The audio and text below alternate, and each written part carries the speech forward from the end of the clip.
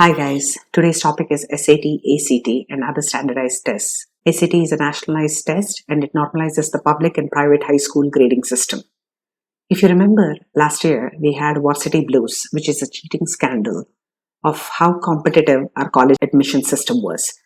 Actresses like Felicity Huffman had given $15,000 to people who were willing to take the test in her child's place. Parents got to thinking, and especially after COVID, we are not ready to shell out the full tuition without schools being 100% face to face. So at this level, even graduate colleges are removing the need for test scores and they're making standardized tests archaic because they have their own reason. They have been hit hard financially. So now they have lowered the bar to encourage enrollment. But here is what I think colleges should do, even the top-notch ones. With COVID, we are now seeing the relevance or the irrelevance of how colleges and their test scores have become. College Board, which is a non-profit that makes $1 billion in revenue by conducting all these standardized tests, did tests last year which completely glitched out.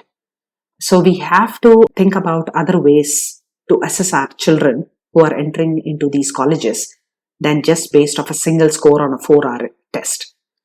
Of course, big tier colleges are still hanging on to it, but a lot of lower end colleges are saying test scores are not compulsory because, of course, they want to boost their enrollment.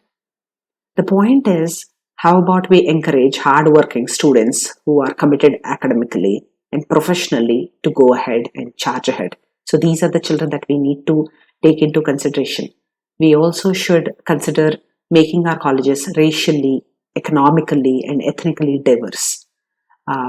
Of course, there was an attempt to add the adversity score, also called the environmental context dashboard, to create a holistic approach in admissions. They were looking at the landscape of a high school student, what the curriculum they took and what grades they took much before they started analyzing their test scores.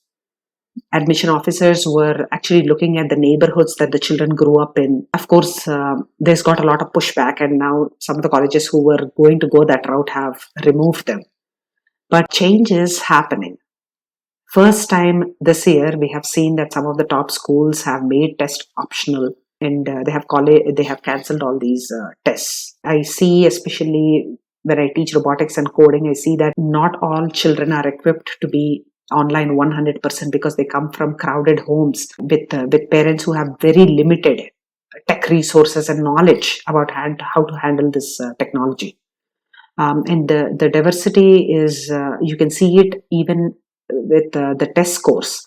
Families who are making $200,000 have children coming from those backgrounds have 1 in 5 chance to score about 1400. But if your family is making $20,000 or less, you have 1 in 50 chance to make a score of 1400. So here is my advice to parents. Of course, there are diagnostic tests on Khan Academy. Yes. Why do we have to pay all these prep schools to help us boost our SAT scores? Yes, there are advantages to all these testing places. They give you professional help. They help you understand your pitfalls. They see so many children taking these tests, so they'll be able to guide you. They'll make you accountable if your child is not a self-starter. All these college prep schools are important, yes. But parents, I want you to just stop your rat race and just think what you want to get out of this really for you and your own child. I can understand parents who want to outsource this test prep because, of course, you cannot be everything for your child and also be a tutor. So my point is there are scams out there where they say that, hey, you need to know 7,000 vocab words if you want to pass the SAT. They are not necessarily all true. There are all these group test classes that are happening, test prep classes that are happening. Usually the very advanced child and the very at the lower end of the spectrum, those children don't benefit, only the ones in the middle benefit. And also you have to consider when you're paying these prep academies all these thousands of dollars, the teachers, the tutors who are actually ending up teaching your children might only get $12 an hour or something in the background.